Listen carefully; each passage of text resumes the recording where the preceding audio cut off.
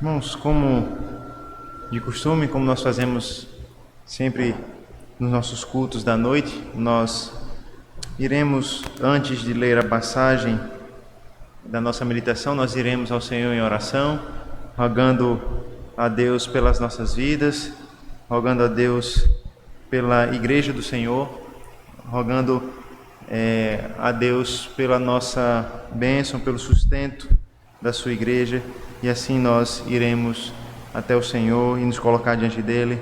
Nesse momento nós temos o privilégio de ouvir a voz do Senhor e de poder, antes disso, nos colocar diante dele. Vamos baixar nossas cabeças nesse momento e vamos ao Senhor em oração.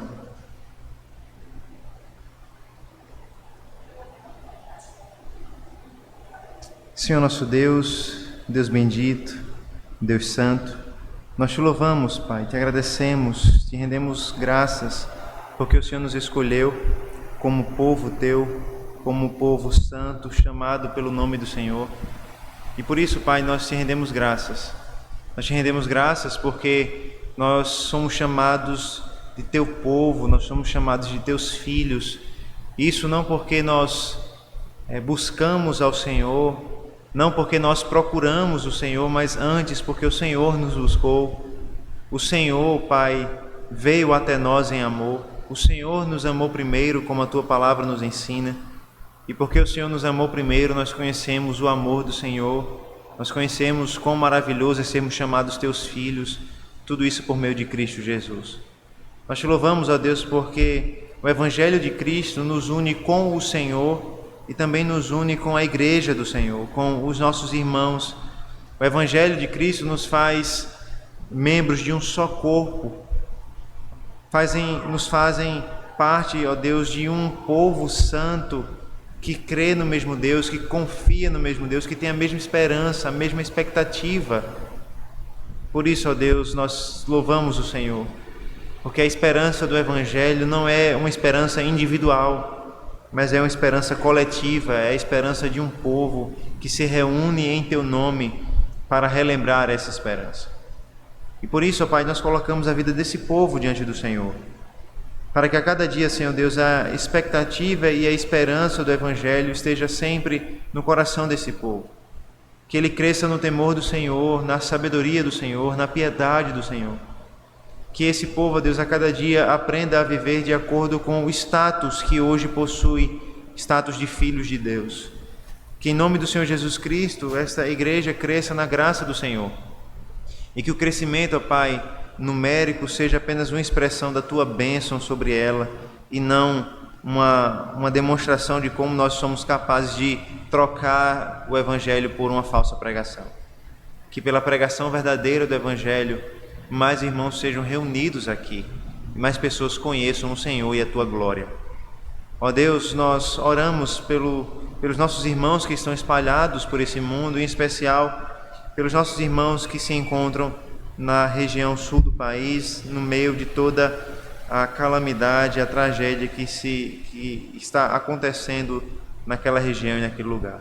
Muitos irmãos, muitas igrejas, presbitérios, ó Deus, sofrendo com essa situação. E te pedimos que o Senhor, pela Tua graça, os ajude. Ó Deus, que o Senhor traga conforto e consolo diante das perdas gigantes. Ó Pai, e que o Senhor também providencie auxílio, que o Senhor providencie socorro, ó Pai, que o Senhor providencie também o consolo do Teu Evangelho.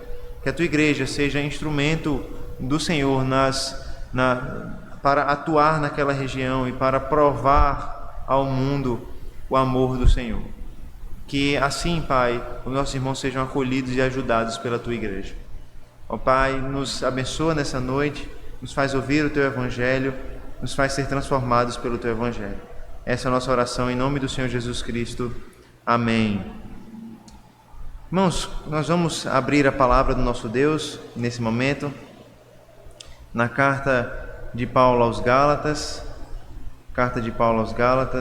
e nós vamos abrir nesse capítulo para lermos os versículos de 12 a 20. Carta de Paulo aos Gálatas, e nós vamos ler especificamente dos versículos 12 ao versículo 20.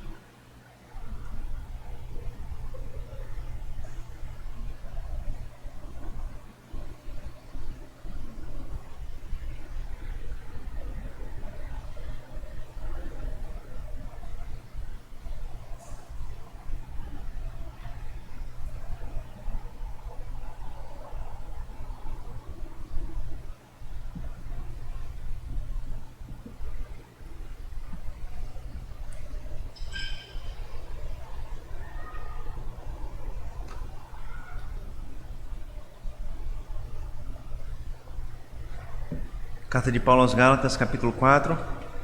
Nós faremos a leitura a partir do versículo 12 até o versículo 20 desse capítulo, e assim daremos continuidade às nossas exposições nessa carta, na carta de Paulo aos Gálatas. Ouça com atenção a palavra de Deus. Ela nos diz assim: Sede qual eu sou, pois também eu sou como vós, irmãos. Assim vos suplico. Em nada me ofendestes. E vós sabeis que vos preguei o Evangelho a primeira vez por causa de uma enfermidade física. E posto que a minha enfermidade na carne vos foi uma tentação, contudo não me revelastes desprezo nem desgosto. Antes me recebestes como anjo de Deus, como o próprio Cristo Jesus. Que é feito, pois, da vossa exultação? Pois vos dou testemunho de que, se possível fora, teríeis arrancado os próprios olhos para me dar. Tornei-me, porventura, vosso inimigo por vos dizer a verdade? Os que vos obsequiam, os que vos buscam, não o fazem sinceramente, mas querem afastar-vos de mim, para que o vosso zelo seja em favor deles. É sempre bom ser zeloso pelo bem, e não apenas quando estou presente convosco. Meus filhos, por quem de novo eu sofro as dores do parto, até ser Cristo formado em vós. Pudera eu estar presente agora convosco e falar-vos em outro tom de voz, porque me vejo perplexo a vosso respeito. Amém. Vamos ao Senhor em oração mais uma vez, pedindo que Ele nos capacite, pedindo a sua iluminação nessa noite. Senhor nosso Deus, nós oramos ao Senhor agradecidos pela Tua palavra. Pedimos agora que o Senhor nos abençoe, que o Senhor fale aos nossos corações, por meio de Cristo e do Teu Evangelho. Essa é a nossa oração em nome do Senhor Jesus. Amém. Irmãos, hoje pela manhã nós falamos de como o nascimento, não é, de um bebê, o nascimento de uma criança gera expectativa não só na família, mas também gera a expectativa em toda a comunidade de amigos e na igreja como um todo. Quando nós sabemos que uma mulher está grávida, logo nós nos enchemos de expectativa para saber qual o sexo do bebê, como os pais vão agir para organizar chá de fralda, chá revelação e tantas outras coisas que nós fazemos hoje em dia. E sempre nós, quando lidamos com esse assunto de nascimento, nós lidamos especialmente com o aspecto da alegria que a vinda de um bebê nos traz. Mas, muitas vezes, nós nos esquecemos que parte do processo de gravidez e de parto é doloroso. E não só doloroso em termos físicos, mas doloroso em termos emocionais e assim por diante. Faz parte do parto a dor, faz parte da gravidez as dores. É interessante que Paulo não está falando aqui de gravidez, mas ele utiliza a analogia de uma gravidez e fala especificamente das dores de uma gravidez para falar dessa situação que ele está vivendo agora com os irmãos da Galácia. Paulo, ele se compara a uma mulher grávida que sente as dores do parto. E a verdade, irmãos, é que sim, como nós veremos, o ministério da pregação do Evangelho, o ministério da pregação da palavra, em muitos sentidos se compara com uma gravidez, ou pelo menos com um parto. É um processo doloroso, especialmente para aquele que é o instrumento de Deus para pregar a palavra para a igreja de Deus. E Paulo, então, diz que está sofrendo mais uma vez as dores de parto por causa desses irmãos. E essa ideia de Paulo de estar sofrendo as dores do parto por causa desses irmãos revela a natureza muito específica desse trecho que nós lemos da carta de Paulo aos Gálatas. Os irmãos que têm acompanhado as exposições ao longo dessas semanas, os irmãos têm percebido como essa carta é cheia de argumentos teológicos profundos, como Paulo utiliza o Antigo Testamento para provar o seu ponto, para provar os seus argumentos, como ele articula ideias de maneira muito complexa, às vezes até difícil para a gente compreender e entender. Como Pedro reconhece, nas cartas de Paulo nós vemos coisas que são difíceis de se entender. Mas essa seção da carta de Paulo é uma seção muito especial, muito específica em toda a carta. Parece que é um parêntese que Paulo abriu nesse momento. Porque nesse trecho da carta de Paulo, ele vai deixar de lado um pouco os argumentos mais teológicos, os argumentos mais robustos, as ideias mais complexas, para mostrar o sentimento do seu coração, para apelar ao coração dos Gálatas, para apelar aos sentimentos do coração dos Gálatas. O início do capítulo 4 nos lembrou que o apóstolo ele continua respondendo às inquietações dos irmãos da Galácia diante do conflito que existia naquele período. E o conflito, os irmãos vão lembrar, é um conflito pelo coração da igreja, pelo coração daqueles irmãos. Paulo havia pregado o evangelho para aqueles irmãos e aqueles irmãos haviam crido, mas depois de um tempo aqueles irmãos já haviam abandonado o evangelho ou estavam pelo menos no caminho do abandono do evangelho ao ouvirem um outro evangelho, uma outra pregação que não a pregação de Paulo. E agora, diante dessa situação, Paulo abre o seu coração para a igreja e revela para a igreja a angústia que ele sente no coração, a tristeza que ele sente no seu coração por ver que seus irmãos estão longe da palavra que ele deixou com eles. O que nós percebemos aqui é que Paulo ele vai mostrar que não só aqueles irmãos estão equivocados através de aspectos teológicos, ele vai mostrar que aqueles irmãos estão equivocados pelo seu próprio coração. O apóstolo Paulo ele não vive só de argumentos teológicos. Na verdade, nenhum pastor deveria viver só de argumentos bíblicos e teológicos. Algo marcante da sua carta é a forma como ele demonstra sempre profundo sentimento para com as suas ovelhas. E é isso que ele vai fazer agora. Os versículos de 12 a 20, irmãos, mostram como Paulo era um pastor amoroso, que se preocupava não só com o intelecto, com a mente das suas ovelhas, mas que se preocupava com o seu coração e com o relacionamento que ele nutria com as suas ovelhas.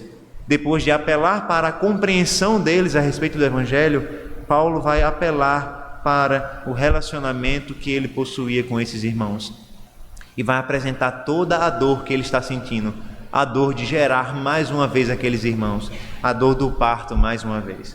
Através então de mais uma tentativa de Paulo de convencer os irmãos daquelas igrejas a deixarem o falso evangelho e abraçarem o evangelho de Cristo, nós aprenderemos nessa noite que o falso evangelho nos faz adversários dos que pregam a verdade. O falso evangelho nos faz adversários dos que pregam a verdade. Nós veremos isso em dois momentos. Primeiro, nós veremos que o evangelho ele une aqueles que creem na verdade. Veja, primeiro, no versículo 12, nós começamos a perceber como Paulo relembra que ele foi unido a esses irmãos por causa do verdadeiro evangelho. O verdadeiro evangelho, ele une os irmãos em Cristo Jesus. Veja, no versículo 12, nós temos um imperativo de Paulo. E esse é o primeiro imperativo da sua carta, a primeira ordem que ele dá aqui. Sede qual eu sou, pois também eu sou como vós. Irmãos, assim vos suplico, em nada me ofendestes. Nós vemos que a primeira ordem de Paulo está apenas no capítulo 4 da sua carta. Como eu já falei, o início da carta de Paulo é muito voltada para a explicação de Paulo a respeito do verdadeiro evangelho. Mas agora Paulo parece estar falando mais diretamente, num tom mais de exortação, de queixa com esses irmãos. E ele dá uma primeira ordem: irmãos, sejam como eu sou. E aqui nós devemos lembrar qual é o contexto da carta, qual é o contexto dessa ordem aqui. Nós lembramos muito bem como Paulo confessa nessa carta quem ele era e quem o Evangelho de Cristo fez ele se tornar. Ele lembra que na sua época de não conhecimento da palavra, ele era um judeu que era muito zeloso das tradições. Ele relembra como ele perseguiu a igreja, como ele foi usado para perseguir os próprios irmãos, para perseguir a pregação do Evangelho. Ele lembra que na sua idade ele era superior à maioria dos judeus naquilo que diz respeito ao judaísmo. Paulo confessa no livro de Atos que ele era fariseu e que ele era um fariseu muito benquisto, muito importante dentro de todo o judaísmo. Mas Paulo também confessa na mesma carta aos Gálatas que ele abandonou tudo isso por causa de Cristo e por causa do Evangelho. Paulo diz: eu era um dos principais dos judeus na minha idade. Eu era um homem conhecido e honrado dentro do judaísmo. Eu era um homem que me avantajava a muitos no judaísmo. Mas eu abandonei tudo isso quando eu conheci o verdadeiro Evangelho de Cristo Jesus. Eu abandonei a minha vida no judaísmo. Eu abandonei as minhas tradições. Eu abandonei os meus costumes. Principalmente, eu abandonei a expectativa de ser salvo pela lei. E passei a perceber que eu só poderia ser salvo pela fé em Cristo Jesus. Em outras palavras, Paulo está dizendo: irmãos, eu me tornei como vocês. Eu deixei de ser judeu e me tornei um gentio. É por isso que ele diz no versículo: sede como eu sou, porque eu também sou como vós. Ou em outra tradução nós poderíamos dizer: eu me tornei como vocês. É isso que Paulo está dizendo: irmãos, eu era judeu de nascimento, eu era apegado às tradições do judaísmo, eu vivia pela lei de Deus, eu vivia na expectativa de ser salvo pelo cumprimento da lei, pelo cumprimento da circuncisão, dos rituais do Antigo Testamento, mas eu abandonei tudo isso para viver pela fé em Jesus Cristo. Eu me tornei como vocês. E é por isso que ele diz agora: sejam como eu sou. E aqui Paulo está mostrando como a atitude daqueles irmãos era de fato uma insensatez. Paulo está dizendo: irmãos, eu era judeu de nascimento, eu conhecia as tradições e eu abandonei tudo isso para viver para Cristo, pela fé. E vocês que não são judeus de nascimento querem justamente voltar de onde eu saí. Paulo está dizendo: eu abandonei esse caminho e esse é justamente o caminho que vocês desejam seguir. Paulo está dizendo: irmãos, sejam como eu sou, percebam o que eu fiz, eu me tornei semelhante a vocês por amor a Cristo. Eu deixei de ser judeu, eu deixei as tradições do judaísmo, eu deixei os rituais do Antigo Testamento para viver a nova aliança em Jesus Cristo por meio da fé. Eu me tornei um gentio e vocês agora querem se tornar judeus? Vocês agora querem ser como eu era antes e não como eu sou hoje? Paulo diz: sejam como eu sou hoje, não como eu fui um dia. Sejam qual eu sou hoje. Perceba, irmãos, Paulo está dizendo e revelando a eles como era tolo o caminho que eles estavam escolhendo. Mas é interessante perceber que Paulo não só aponta a tolice deles de quererem voltar justamente do caminho de onde Paulo saiu. Eles estavam querendo ir para o lugar onde Paulo saiu. E Paulo está dizendo: irmãos, eu já fui de lá, eu sei como é, não sigam para esse caminho. Mas ele não diz só isso, ele diz que aqueles irmãos não fizeram mal para ele. E é interessante perceber isso. Veja como Paulo aqui ele vai migrar. E veja, uma das características dessa seção da carta é como Paulo vai alternando temas aqui. E de fato, Paulo parece de fato uma pessoa emocionada aqui.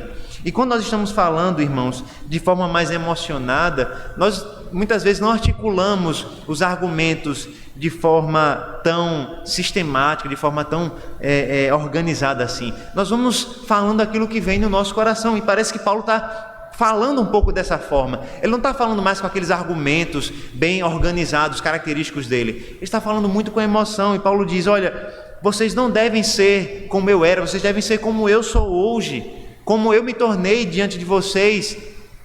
Mas Paulo também revela nesse versículo que eles não eram assim. Paulo relembra: vocês me fizeram bem, vocês não me fizeram mal. Paulo aqui começa a lembrar aos irmãos do primeiro encontro que eles tiveram. Paulo começa a lembrar esses irmãos da primeira vez em que eles se encontraram, quando Paulo foi a primeira vez naquelas igrejas pregar o Evangelho e ali conheceu aqueles irmãos. E Paulo lembra que naquele primeiro momento eles não trataram mal Paulo. Pelo contrário, eles trataram muito bem. E os versículos seguintes vão nos mostrar isso com muita clareza. Veja os versos 13 a 15 e veja como Paulo, de forma muito emocionada, relembra o benefício que aqueles irmãos concederam a ele. E vós sabeis que vos preguei o Evangelho a primeira vez por causa de uma enfermidade física. E posto que a minha enfermidade na carne vos foi uma tentação, contudo não me revelastes desprezo nem desgosto, antes me recebestes como anjo de Deus, como o próprio Cristo Jesus, que é feito da vossa exultação, da vossa bênção, pois vos dou testemunho de que, se fora possível, vocês teriam arrancado os próprios olhos para me dar. Paulo está lembrando do passado, lembrando da primeira vez que ele conheceu aqueles irmãos, e está dizendo: irmãos, quando eu preguei o Evangelho a vocês a primeira vez, vocês não agiram assim. Pelo contrário, vocês me trataram de forma maravilhosa. E aqui, irmãos, nós vamos naturalmente encontrar algumas dificuldades para compreender certas coisas que Paulo vai nos dizer aqui. A razão é muito simples. Nós não participamos desses eventos. Nós não estávamos lá quando Paulo encontrou esses irmãos a primeira vez. Então, muitas referências vão ser perdidas por nós, é natural. Quando a gente escreve uma carta para um amigo, para um conhecido, para um familiar, se algum estranho pega essa carta e lê, talvez alguns detalhes ele não compreenda, porque ele não conhece de perto a nossa história com aquela pessoa. Parece que nós estamos nessa mesma situação aqui. A gente vai entender a maioria das coisas, mas certos detalhes, certamente a gente vai precisar imaginar o que aconteceu, porque nós não temos certeza, afinal de contas, nós não estávamos lá. Algo interessante, primeiro, é que Paulo diz que a razão da sua ida para pregar aqueles irmãos, ou pelo menos o contexto da sua ida para pregar aqueles irmãos, foi uma doença, uma enfermidade física ali. A frase, irmãos, literalmente diz fraqueza na carne. E é difícil aqui reconhecermos exatamente o que Paulo está falando, né? Porque a tradução já interpreta, né, quando diz doença. Contudo, eu creio que a interpretação da tradução é uma boa interpretação. E eu creio que, na verdade, é a melhor interpretação. Por quê? Porque Paulo utiliza essa mesma frase lá na sua carta a Timóteo para falar sobre doenças. E além disso, o Novo Testamento usa várias vezes essa mesma ideia de fraqueza na carne para falar sobre as doenças físicas. E provavelmente Paulo estava doente mesmo quando conheceu aqueles irmãos. Nós não sabemos qual doença seria. Alguns autores vão sugerir que fosse malária, mas nós não sabemos exatamente se foi malária ou se foi qualquer outra doença. Outros vão sugerir que foi uma doença nos olhos, porque Paulo diz, né, se vocês pudessem, vocês teriam dado os próprios olhos para mim, né? Então alguns vão imaginar que Paulo estava, além de fazendo uso de uma linguagem figurada, se referindo à doença que ele tinha, né? A doença nos olhos. Enfim, nós não sabemos que doença era essa que Paulo tinha, mas nós sabemos que Paulo estava fraco, Paulo estava doente, Paulo estava debilitado. E esse foi o motivo ou as circunstâncias que levaram Paulo a pregar naquela vez. E aqui, irmãos, é justamente nesses momentos onde a gente não sabe muita coisa. A gente não sabe por que uma doença levou Paulo para lá e assim por diante. Talvez tivesse um médico na cidade, talvez, enfim, Paulo tivesse a oportunidade de ser tratado melhor naquela cidade e por coincidência ele começou a pregar ali. Nós não sabemos. O que sabemos é que Paulo foi levado ali por uma doença ou que ele estava doente quando esteve com aqueles irmãos. E Paulo lembra disso por uma razão muito clara. Paulo lembra do seu período de fragilidade, do seu período de enfermidade, de doença, de debilidade, para lembrar como os irmãos cuidaram dele de forma especial naquele dia. Paulo vai lembrar, no momento em que eu mais precisei, no momento em que eu estava doente, debilitado, fraco, vocês cuidaram de mim, vocês demonstraram amor comigo, vocês me trataram com todo o amor necessário. O versículo 14 lembra, irmãos, como os Gálatas receberam o apóstolo em amor no meio das suas tribulações. E aqui, irmãos, é muito claro que a dificuldade física que é citada no versículo 13 também é mencionada no versículo 14 por esse nome, pelo nome de tribulação ou tribulações. Paulo estava doente, fraco, necessitado de auxílio, de apoio, e foi justamente que nesse momento aqueles irmãos acolheram Paulo como, Paulo vai dizer, como quem acolhe um anjo, na verdade, como quem estava acolhendo o próprio Senhor Jesus Cristo. E aqui, irmãos, nós devemos lembrar, aqueles irmãos estavam conhecendo naquele momento Paulo pela primeira vez. Paulo estava sendo apresentado àqueles irmãos. E no momento justamente que Paulo é apresentado àqueles irmãos, Paulo é apresentado no momento de fraqueza da sua vida, de debilidade na sua vida. De forma tal que Paulo vai dizer: olha, a minha doença, a minha tribulação foi uma tentação para vocês. E mesmo assim vocês me trataram com amor. A pergunta que nós podemos fazer é: como a doença de Paulo foi uma tentação para aqueles irmãos? E a tentação, irmãos, talvez nós devamos entender em termos espirituais, certamente.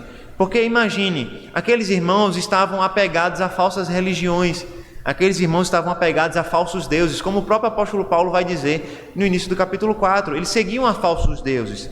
Imagine então que chega o pregador de um outro Deus, um homem que vem anunciar um novo Deus, que vem anunciar um Deus que você não conhece, um Deus que ele diz que é único, que é verdadeiro, mas o pregador desse Deus está doente, quase morrendo. A tentação dos irmãos então era perceber e pensar: mas como um pregador vem apresentar um Deus santo, um Deus tremendo, um Deus soberano, um Deus único, que é maior do que todos os nossos deuses, e o homem que anuncia a ele está doente, quase morrendo. Nós lembramos que naquela época era muito comum associar doenças com pecados, com influências malignas de demônios e assim por diante. Então, certamente, a doença de Paulo era uma fraqueza para Paulo naquele momento. Quem iria acreditar na pregação de um homem que estava quase morto? Quem iria acreditar na pregação de um homem que estava doente? Todo mundo iria pensar e dizer: olha, como é que a gente vai crer num Deus que não cura nem o pregador dele? Mas Paulo diz: mesmo eu estando doente, mesmo no meu momento de fraqueza, mesmo no momento de tentação para vocês não me rejeitaram, vocês me acolheram em amor. Paulo diz: vocês não me rejeitaram, vocês não demonstraram desgosto por mim.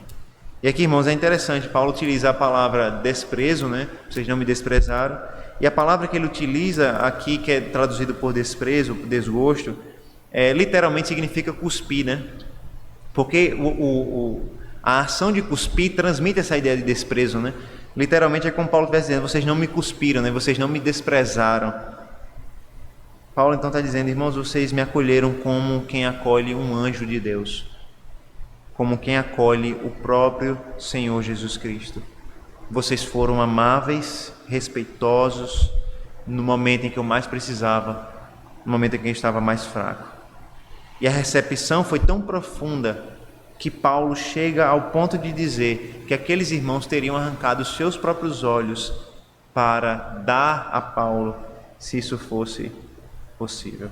A imagem de arrancar o olho, né, muito claramente uma metáfora de sacrifício por Paulo, né? Eles seriam capazes de se colocar no lugar de Paulo. Se eles pudessem, eles ficariam doentes no lugar de Paulo, porque eles amaram de fato a Paulo. E o que nós vemos, irmãos, que aquilo que uniu Paulo e esses irmãos não foi outra coisa senão o Evangelho do Senhor Jesus Cristo. Aqueles irmãos não conheciam a Paulo, eles não conheciam nem mesmo o Evangelho, eles não tinham nenhuma razão familiar, nenhuma razão social, nenhuma razão externa que pudesse explicar como eles acolheram de forma tão amorosa o apóstolo. A única razão para se acolher o apóstolo daquela forma foi o amor ao Evangelho e o amor aos pregadores do Evangelho. E aqui, irmãos, é uma importante reflexão que nós devemos fazer. Paulo está dizendo: vocês me acolheram em amor porque eu era o pregador do Evangelho. Vocês me acolheram em amor porque eu era um irmão em Cristo, um pregador da palavra. E a pergunta que nós devemos refletir é essa: como nós recebemos os ministros da palavra, os presbíteros da igreja? Como é que nós tratamos aqueles que pregaram o Evangelho para nós? aqueles que pregam o Evangelho para nós, aqueles que nos aconselham, que nos levaram à fé em Cristo Jesus. Será que nós tratamos como esses irmãos trataram, com amor, com carinho, com cuidado, por ser Paulo um pregador da palavra? Ou será que muitas vezes nós tratamos como se eles fossem pessoas comuns e mais uma pessoa que nós conhecemos na vida? É lógico, pregadores, pastores, presbíteros são homens comuns, no sentido que eles não são mais valiosos em si.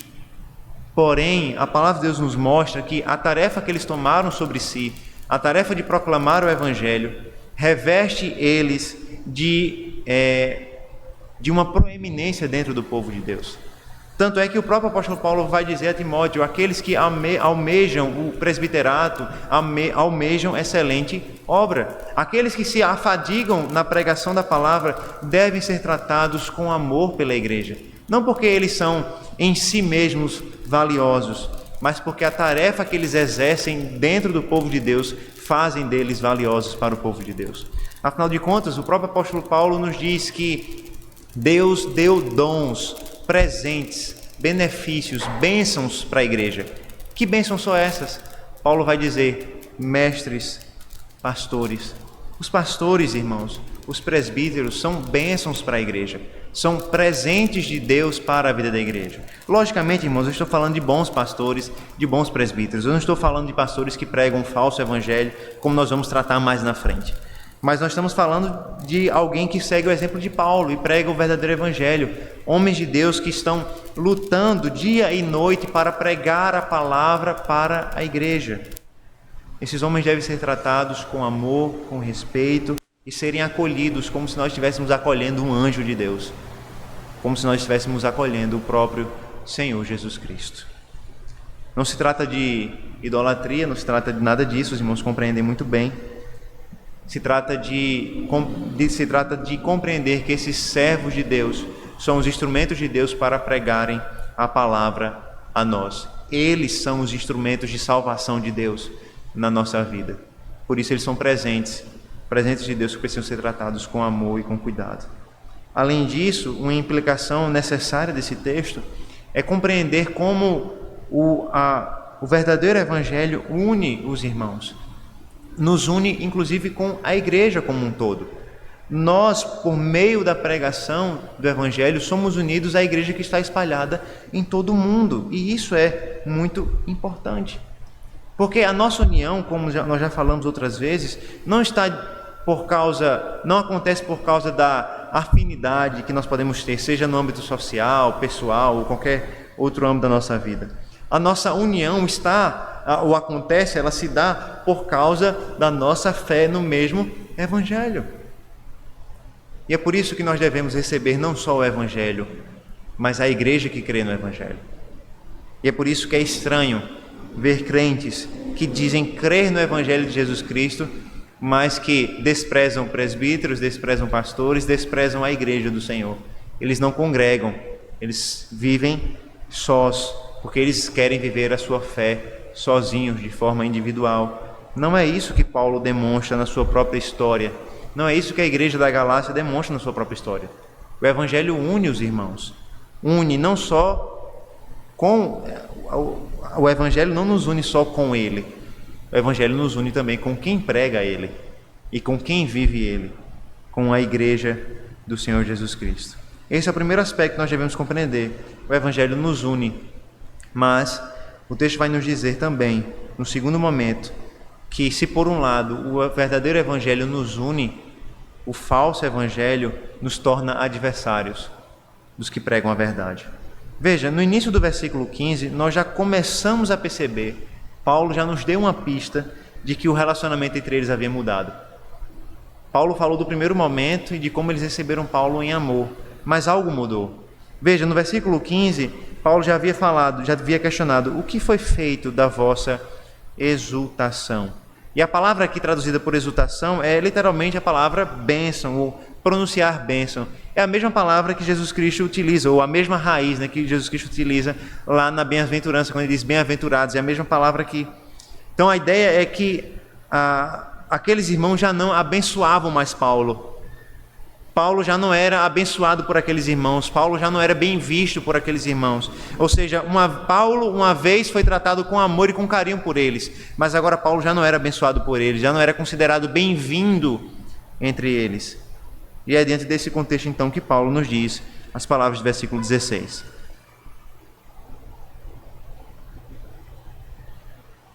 Gálatas 4,16. Tornei-me porventura vosso inimigo por vos dizer a verdade? Observe, irmãos, que houve uma mudança de situação aqui. Paulo disse que não era mais bem-vindo, Paulo disse que não era mais abençoado pelo povo. E a pergunta que ele faz então no versículo 16 parece nos dar o diagnóstico da razão que levou à mudança no relacionamento. Paulo diz: eu me tornei inimigo de vocês por dizer a verdade. Essa pergunta retórica aqui mostra o que estava acontecendo ali. Da mesma maneira que Paulo foi recebido com amor e com carinho por ser um pregador do Evangelho, Paulo agora está sendo tratado como um inimigo, como adversário, por ser um pregador do Evangelho. O mesmo Evangelho que fez Paulo ser tratado com amor e com carinho, agora está fazendo Paulo ser tratado como um inimigo, como um adversário. Paulo está dizendo: irmãos, vocês estão me tratando dessa forma porque eu preguei a verdade para vocês, porque eu estou pregando o Evangelho para vocês. Na luta de Paulo pelo Evangelho, ele está sendo considerado inimigo por anunciar a verdade. E esse é um aspecto importante da missão da igreja, né? A igreja ela não vai ser sempre louvada por pregar o Evangelho. Muitas vezes a igreja vai ser mal vista por pregar o Evangelho. Ela vai ser considerada um adversário, um inimigo por pregar o verdadeiro Evangelho. Mas Paulo não está preocupado em ser um inimigo ou não. Veja, Paulo não está preocupado simplesmente porque ele não quer ser inimigo dos irmãos. A preocupação fundamental de Paulo não é com a sua imagem, mas sim com o Evangelho que ele pregou para aqueles irmãos. Nas palavras de Douglas Moo, ele diz: Paulo está lutando por essa verdade. E Paulo está disposto, inclusive, a comprometer o relacionamento que ele possui com aqueles irmãos por causa dessa verdade. Mesmo que seja preciso, Paulo vai ser um inimigo para eles, para pregar o Evangelho da verdade. Paulo não está disposto a agradar os irmãos, e esse é um aspecto muito importante do ministério pastoral. O pastor não foi chamado para agradar a igreja, o presbítero não foi chamado para agradar a igreja, ele foi chamado para pregar a verdade, e se for preciso, ele tem que se tornar inimigo da igreja, para pregar a verdade à igreja, para pregar o Evangelho à igreja. Se a igreja um dia se afastar do Evangelho para seguir uma outra palavra, para seguir outro princípio, para seguir outra verdade, o pastor precisa estar disposto, o presbítero precisa estar disposto a ser inimigo da mentira, ser tratado como um adversário, para ser, de fato, um pregador da verdade. O que aconteceu, irmãos? Por que Paulo agora foi visto como inimigo? Versículo 17 vai nos dando mais pistas sobre isso. A primeira pista que nós temos no versículo 16 é que ele pregou a verdade, pregou o Evangelho e foi mal visto por isso. O versículo 17 vai dando mais pistas. Os que vos obsequiam ou os que vos buscam agradar não o fazem sinceramente, mas querem afastar-vos de mim, para que o vosso zelo seja em favor deles. Nesse versículo, irmãos, Paulo insere mais alguns personagens. Até agora nós tínhamos Paulo e as igrejas da Galácia, que viveram um relacionamento de amor a princípio, mas que agora tinham o seu relacionamento abalado. Mas qual é a razão? Por que eles mudaram de uma hora para outra? Porque eles receberam Paulo com amor diante do Evangelho, e diante do mesmo Evangelho agora já não recebiam Paulo com amor, mas sim como um inimigo. É porque eles estavam dando ouvidos a pessoas que são chamadas por Paulo de agitadores, que estavam pregando um falso evangelho. E mais uma vez nós precisamos lembrar do contexto da carta aqui de Paulo. Falsos irmãos se introduziram naquelas igrejas e começaram a ensinar que a pregação de Paulo era falsa, que a pregação de Paulo não era verdadeira, dizendo que Paulo ensinava um falso evangelho e dizendo que além da fé em Cristo era necessário que aqueles irmãos passassem a viver como judeus. Esse grupo vai dizer que os irmãos precisavam ser circuncidados precisavam tomar sobre si a lei, diziam: olha, a fé em Jesus não basta, além da fé em Jesus é necessário que vocês sejam circuncidados, que vocês guardem a lei do Antigo Testamento, que vocês tomem sobre vocês um estilo de vida judaico, que vocês se tornem judeus na prática. E a partir do momento em que aqueles irmãos começaram a ouvir esses agitadores, eles começaram a ter uma outra visão a respeito de Paulo. E aquele que foi visto como um amigo, como um pregador da verdade, começou a ser visto como um adversário, como um inimigo. E é por isso que Paulo está dizendo: irmãos, vocês estão vendo, vocês não percebem que aqueles que buscam vocês, eles estão buscando a vocês não sinceramente. E aqui talvez a nossa tradução não ajude tanto, porque a palavra escolhida é uma palavra complexa e antiga, não é? Mas nós podemos traduzir da seguinte maneira: os que fazem tanto esforço para agradá-los não agem bem. Essa é a ideia muito simples. A ideia é que Paulo está falando do assédio desses falsos mestres. Paulo está dizendo: irmãos, vocês não percebem que existe um grupo que está assediando vocês, que está buscando vocês constantemente, querendo influenciar vocês, e que eles não estão fazendo isso para o bem, eles não estão fazendo isso sinceramente. Vocês não percebem que aqueles que estão buscando agradar vocês, eles estão fazendo isso de forma maliciosa? A ideia é que existia um grupo, que esse mesmo grupo de agitadores estava buscando agradar os irmãos, conquistar o favor deles, para influenciá-los contra o apóstolo Paulo e isolá-los do apóstolo Paulo. Paulo mesmo vai dizer: esses que buscam agradar vocês, eles querem afastar vocês de mim, para que o zelo de vocês seja em favor dele, ou seja, para que vocês se tornem discípulos dele. E aqui é a ideia de disputa por discípulos, para ganhar os discípulos de Paulo, para ganhar os irmãos que creram no evangelho que Paulo pregou. Esses falsos agitadores começaram a agradar aqueles irmãos, começaram a assediar aqueles irmãos para que eles abandonassem Paulo e se tornassem discípulos deles. E Paulo está dizendo: irmãos, vocês não percebem que eles estão tentando agradar vocês para tentar afastar vocês de mim? Que eles não fazem isso sinceramente, não fazem isso pensando no bem de vocês, eles fazem isso querendo afastar vocês de mim. Irmãos, essa é uma característica impressionante dos falsos mestres. Você já percebeu como os falsos mestres, os falsos pastores são pessoas gentis, educadas, carinhosas, amorosas? Eu nunca conheci um falso mestre ignorante, no sentido de ser bruto, de ser mal educado. Eu nunca conheci um falso mestre que tratava mal as pessoas. É exatamente o oposto. Porque ele é um falso mestre e não consegue conquistar pela proclamação da verdade, ele vai tentar agradar, ele vai tentar persuadir pelo favor. E muitas vezes nós conhecemos pessoas que estão em igrejas que não pregam a verdade, que não pregam o evangelho, e quando você conversa com essas pessoas, a primeira coisa que elas dizem é: elas me recebem tão bem, elas me tratam tão bem, olha, o grupo de recepção da igreja funciona tão bem, é uma igreja tão carinhosa, é uma igreja que cuida tanto da gente. É exatamente isso. As falsas igrejas são especialistas em receber bem. As falsas igrejas são especialistas em tratar muito bem você, porque eles não querem o seu bem, eles querem afastá-los de Cristo. E como eles não têm a verdade para pregar, eles vão utilizar do carinho, eles vão tentar agradar você de todas as maneiras possíveis para que você ceda à tentação. E Paulo está dizendo: irmãos, vocês não percebem que toda essa tentativa para agradar vocês é com o objetivo de afastar vocês de mim? Falsos mestres, falsos pastores, falsas igrejas são características por tratar muito bem os seus visitantes, os seus membros, porque eles vão tentar agradar a todo custo essas pessoas. E veja, eu não estou dizendo que uma igreja verdadeira não deva receber bem, não deva tratar bem. Os irmãos sabem que é nosso dever tratar ao nosso próximo com todo o amor possível e receber da melhor maneira possível. Mas saiba, não vai ser porque você tratou bem alguém que essa pessoa vai ser salva por Cristo, é somente pela pregação da palavra. Mas aqui não. Na visão do falso mestre, o que vai tornar uma igreja membro da sua, um irmão membro da sua igreja, não é a pregação da verdade, porque ele não tem a pregação da verdade. é de fato tentar agradá-lo. Versículo 18, então, continua a exortação de Paulo, né?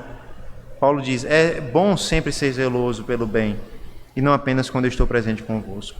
E aqui nós temos uma união, né, entre o versículo 17 e o versículo 18, pela palavra zelo. A palavra zelo que aparece no versículo 17 aparece também no versículo 18.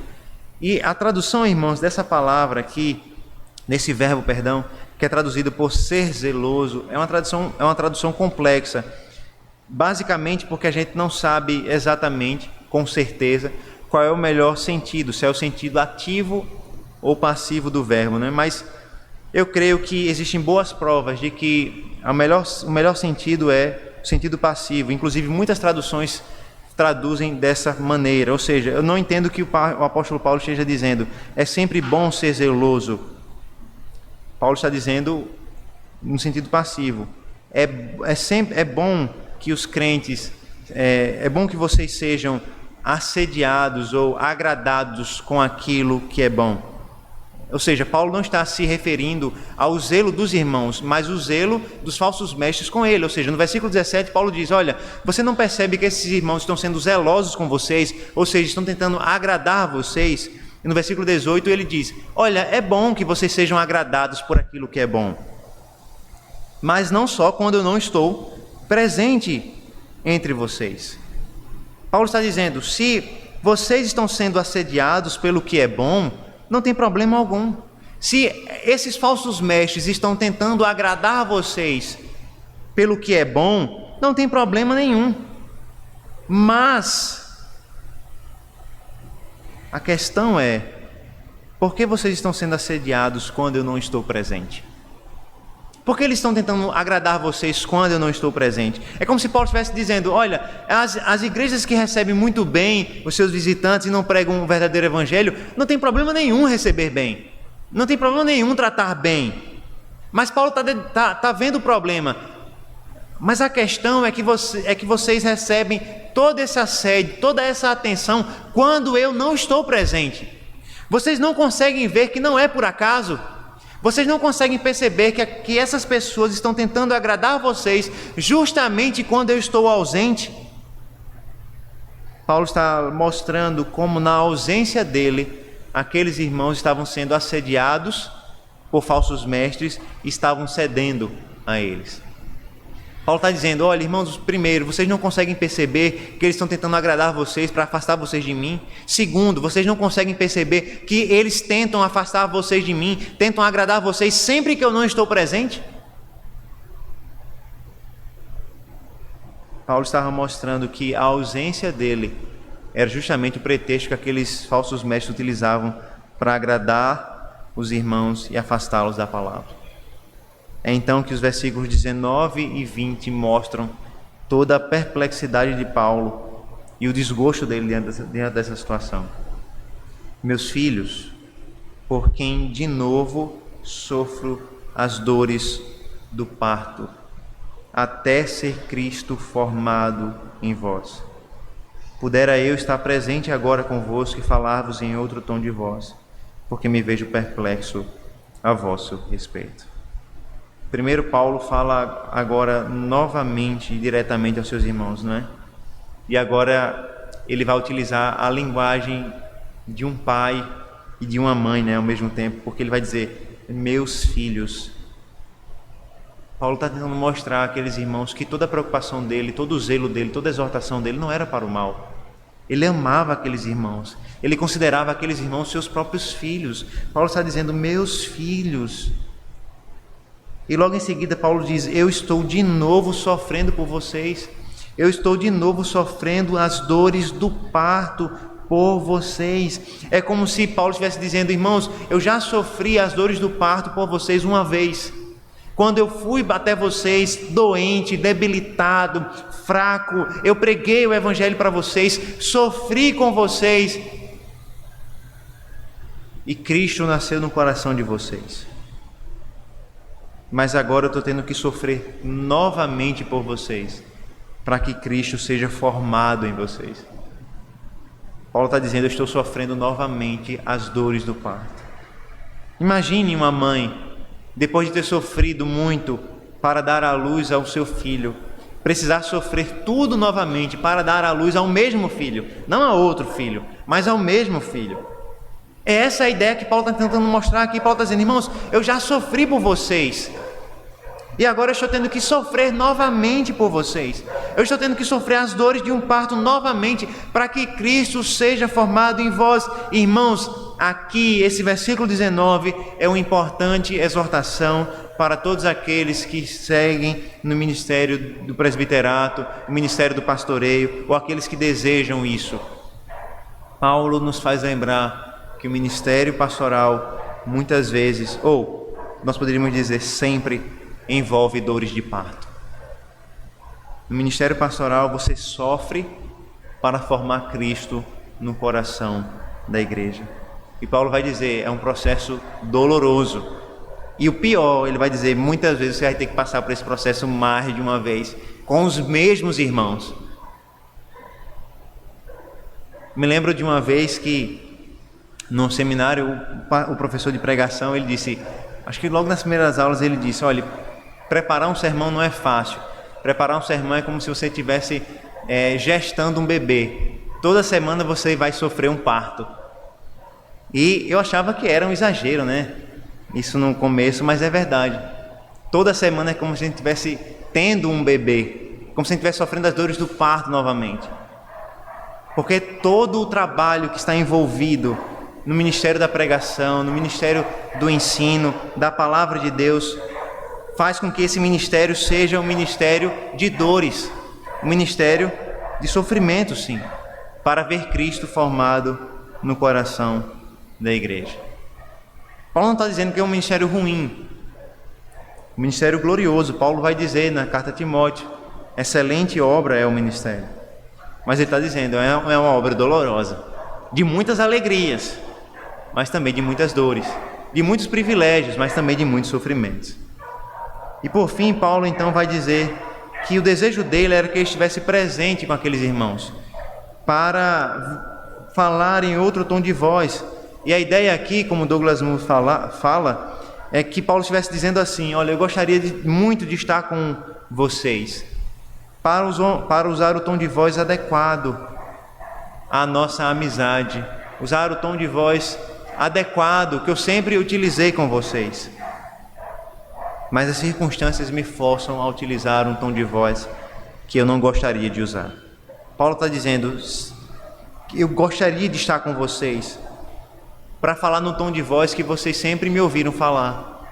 Mas por causa dessa situação, por causa da distância que eu tenho de vocês agora nesse momento, e por causa desse momento difícil que eu tenho com vocês, eu sou obrigado a falar em um outro tom de voz. Eu sou obrigado a falar com dureza. Eu sou obrigado a falar com exortação. Faz parte também do ministério da pregação do Evangelho, muitas vezes utilizar um outro tom de voz. Faz parte do ministério pastoral, muitas vezes, ser duro, exortar, para que Cristo seja formado no coração da igreja. Muitas vezes nós não gostaríamos que assim fosse. Nós gostaríamos que o tom da amizade, o tom do carinho prevalecesse.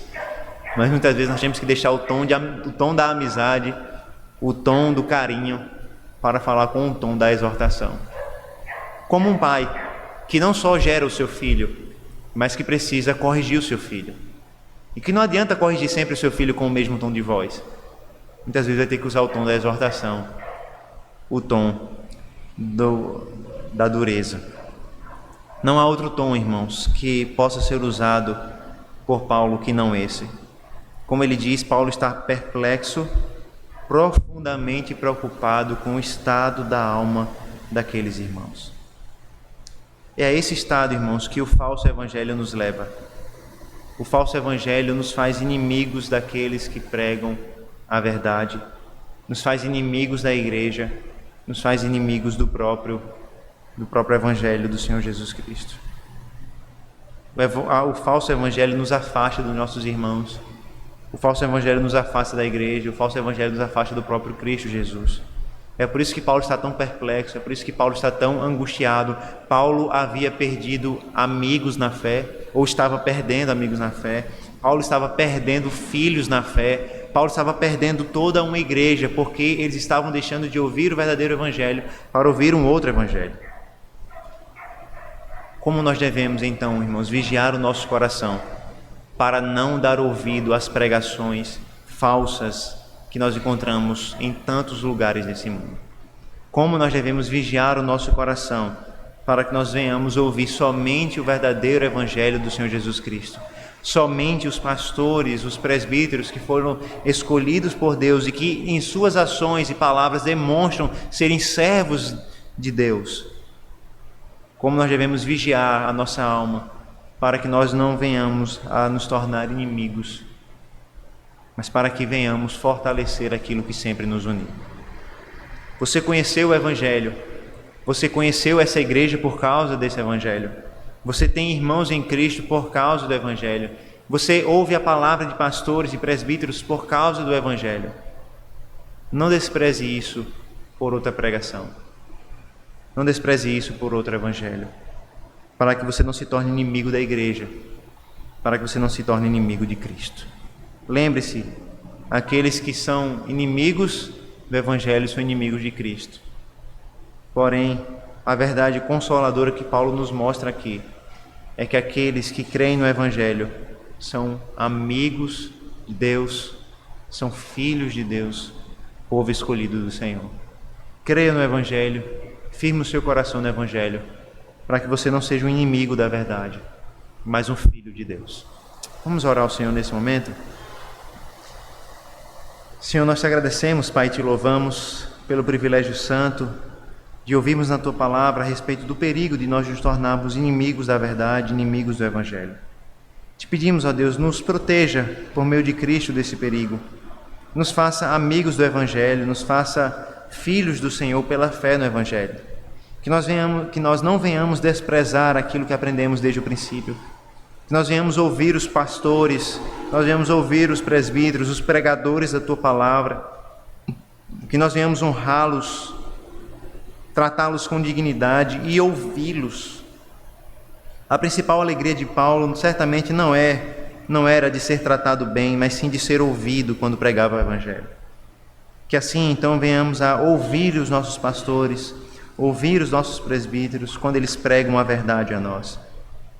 Que a Tua igreja, Senhor Deus, seja conhecida por ser amiga do evangelho, filha do evangelho, serva do evangelho, e assim ser filha de Deus pela fé nesse Cristo. Essa é a nossa oração no nome dele. Amém.